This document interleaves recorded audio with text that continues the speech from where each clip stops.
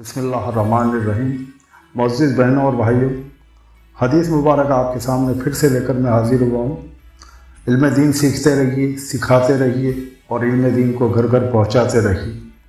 ایک روز حضور صلی اللہ علیہ وآلہ وسلم حضرت علی کے گھر تشریف فرما ہوئے اور ساتھ میں ابو بکر صدیق اور حضرت عمر فاروق بھی تھے۔ عثمان غنی نے آپ کو شہد پیش کیا۔ اتفاق سے شہد میں ایک بال موجود تھا۔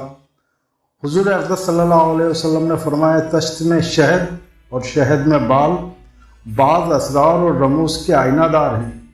کیا آپ بتا سکتے ہیں وہ اسرار اور رموز کیا ہیں؟ سیدنا صدیق اکبر نے عرض کیا، مومن کا دل اس تشت سے زیادہ شیرین ہے اور ایمان کو آخری دم تک سنبھال کر لے جانا بال سے زیادہ باریک کام ہے۔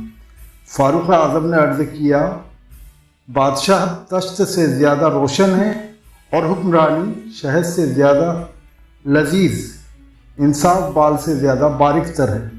سیدنا عثمان غنی نے عرض کیا، یا رسول اللہ، مہمان تشت سے زیادہ روشن ہیں، مہمان کی خدمت شہد سے زیادہ شیرین ہے، مگر مہمان کی دل نوازی حاصل کرنا بال سے زیادہ باریک کام ہے۔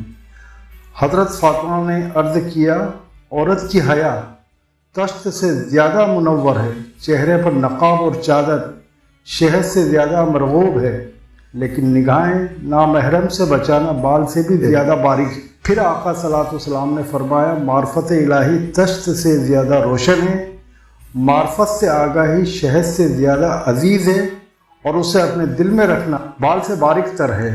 حضرت جبرائیل امین حاضر ہوئے اور عرض کیا، یا رسول اللہ، راہ خدا تشت سے زیادہ روشن ہے اور اس پر چلنا شہد سے زیادہ شیرین ہے، پر اس پر قائم رہنا بال سے زیادہ باریک ہے۔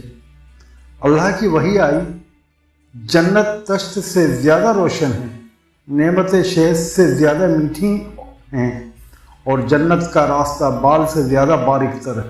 میرے معزز بہنوں اور بھائیوں، یہ حدیث مبارک یہیں پہ پوری ہوتی ہے۔